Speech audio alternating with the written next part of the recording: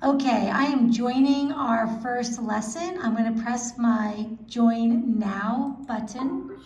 So and now we are on a call with our students, Mimi and Marisha. And as we start, if you can see my big pink cursor, I'm going to take it all the way to the edge of my screen, and I am going to our window, and I'm going to close my window to half my screen. Right? So now I have half a window. That way I can now see my students on one half, and my other half, if you notice, is completely blank. So now our next step is we want to make sure, well, on your side it's not, but I'm recording, so they can see my window.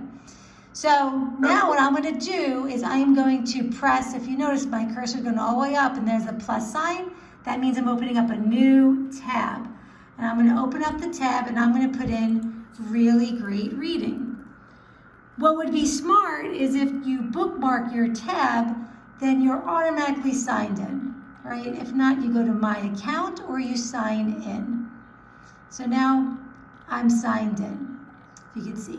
So I'm going to take that tab. If you see, I take my pink cursor, I go all the way up to Really Great Reading. I click on it and hold, and I'm going to drag that to the other half of my screen. So now I have a window that has half the window is Really Great Reading and half the window are my students.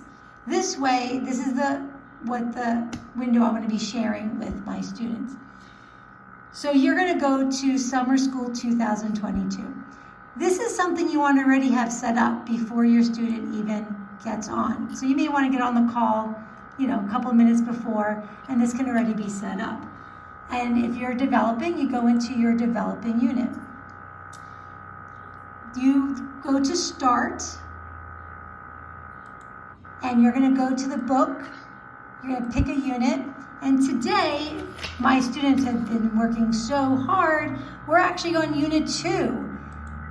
So we go to Unit 2, and we're going to start with the very first lesson, which is phonics and digraphs. If you notice, my cursor just clicks right on that lesson. Now I'm going to actually say hello to my students. Obviously, you would do this ahead of time, and they're already on the call. But I want to point something out. When you go up here, see where my big pink finger is? That's the lessons for Unit 2. We're going to be playing with that as we do the lessons. Okay. So I am going to now share my screen. This is how you share it is it's the box with the arrow that goes up. So hi Mimi, hi Marisha. Hi. And I'm going to share the tab. If you share the tab, you then go to which tab do you want to share? Well, I want to share the Really Great Reading tab. So that's what I'm sharing. Oops. I actually went back. Hold on. See, if you notice what happened was I actually clicked on the wrong tab. So I'm going to stop presenting because I want to show you what I did. You go to the Present Now, and I picked a tab. And instead of picking the Really Great Reading that was open, I picked the login one. So I'm going to go back to Really Great Reading. I'm going to share that. It has 2 red lines. Yes. And I'm going to go developing, presenting to everybody. Yes, I am. And I'm just going to go back. Unit 2, phonics. Okay. So what I'm going to do is I'm reading from the script. I did a PDF from the PDF. And I say, and the script says exactly what to do for this lesson. In this lesson, we're going to read words with 3 digraph phonemes. Sh, ch, and f. A digraph is 2 letters that spell 1 phoneme. Let's review what we know first about closed syllables. Marisha, how many vowel letters does a closed syllable have? 1. Yes, very good. What comes after a vowel in a closed syllable? Consonant. Very good, you've been working hard. What kind of vowel sound is usually in a closed syllable? A short. Very good, you remembered that from last week. Yes, a short vowel is usually in a closed syllable. Let's look at a few examples. What is the name of the vowel letter in this word? E. Very good. Is it followed by more than one consonant? No. Let's look again. E is the vowel and T is a consonant. Is it followed by more than one consonant? There's only one consonant. Yes. Perfect. It just needs one or more. So is that a closed syllable? Yes. Yes, a closed syllable has a vowel followed by one or more consonants. Let's sound these words out together. Remember, since they're all closed syllables, the vowels will make their short sounds. Say each sound as I point to each letter, and then we'll blend them together. Can you do this with me? You ready? At. Vet. Let's do that one again. At. Vet. Very good. And I liked how Mimi's using her fingers. She's doing at. Vet. Very good. Okay, let's do the next one. Had. Say it quickly. Had. We'll say had. Very good.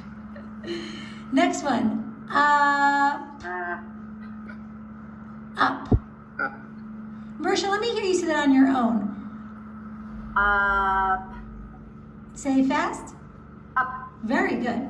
And the last one. Pond. Say quickly. Pond. Very good. Yes. I say it quickly, but some people will say blend it together. Again, Mimi was using her fingers. Pond. Pond. Very good. We're going to watch a short video. Sorry, I went too fast. We're going to watch this short animation to learn about the digraph SH. Watch it now.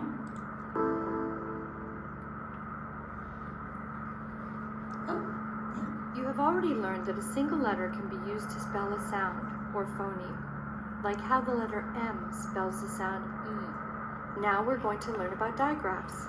Digraphs are when two letters work together to make a single sound. When we see a digraph, we'll say only one sound, even though there are two letters, because a digraph spells just one sound.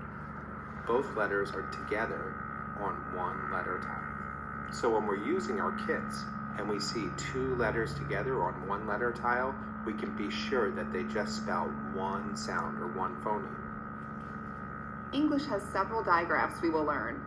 In today's lesson, we're focusing on the digraph SH. The digraph SH makes the sound sh, like the sound you might make if you were asking someone to be quiet.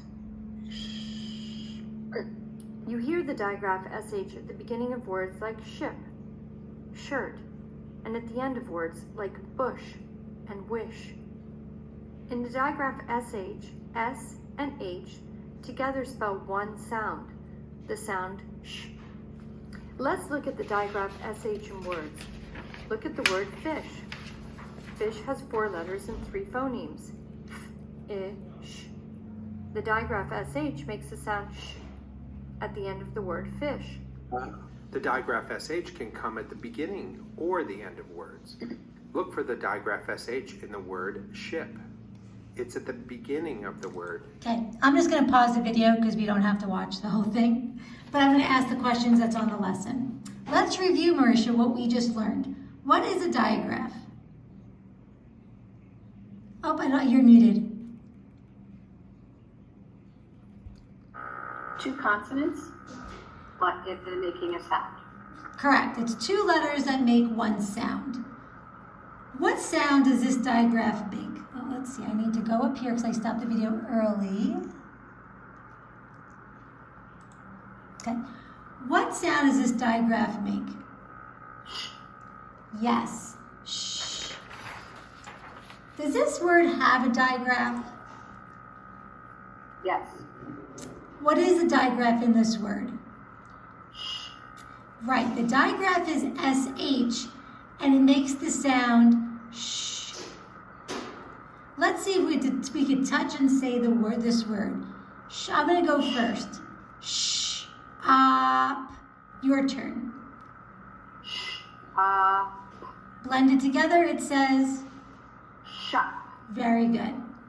Now we're going to watch the animation to learn about digraph CH. So again, we'd watch the video on CH and then we'd review it. And I'm going up here because I can actually skip the video and we can review CH. What sound does this digraph make, Marisha? Very good. What is the digraph in this word? CH. Yes. How many sounds does the digraph CH spell? I don't understand that question. That's good. So how many sounds does CH spell? 1. Yes, CH makes one sound. And what sound is that? Very good. Let's touch and say this word together. Ch. Chum. Okay. Oops, say it again. Blend it. Chum. Very good. You're doing a really great job. Thank you so much. Let's watch the animation to learn about TH. And you watch the animation on TH.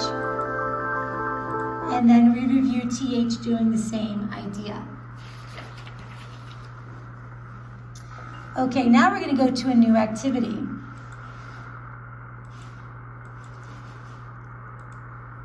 We're going to sort words into 2 groups.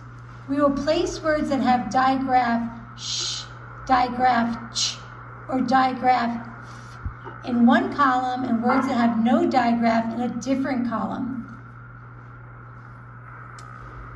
As we click each word, it will go to the column that's correct. If it has a digraph, Marisha, which would, okay, I'm going off script, so that's not good. Here's the word hop. Does hop have a digraph or no digraph? No diagram. Let's see. Correct, good job.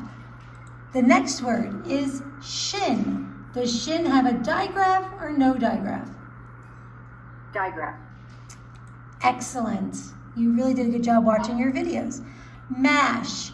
Does mash have a digraph or no digraph? Diagram. Yes. And sob? No diagram. Excellent. Hut? No diagram. Awesome. So you would just keep going on with that. And then this would be I do first. So we're doing our own letter tiles. We're going to build real words with digraph sh, and then underline the letters in the digraph with one line. Now it's my turn. Watch and listen as I build the word cash. She put the cash she earned from pet sitting in the bank. Cash. Oops, I think I started too soon. So it should be ash. Cash. And we're going to underline the digraph. Do you remember which is the digraph, Marisha? The S and the H. Yes, very good. Okay, next word is much. We're going to do this one together. How much money do you have in your wallet? Say with me, much. Much. Okay, we're going to stretch the phonemes. Ch. Okay, let's see. Let's do it with the letters. Ch. Do you remember what the grapheme is? The grapheme.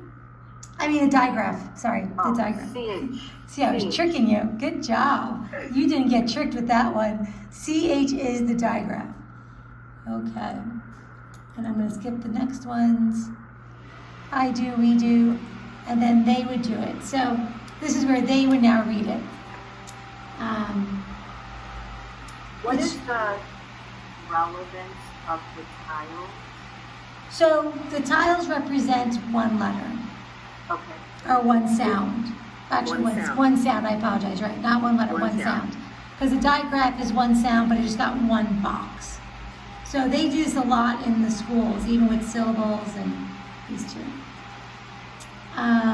Okay, now it's your turn. You're going to use color tiles and letter tiles to build real words with digraphs. I will say each word, and then you will build them one by one using the steps we practiced. So this is where I think they need the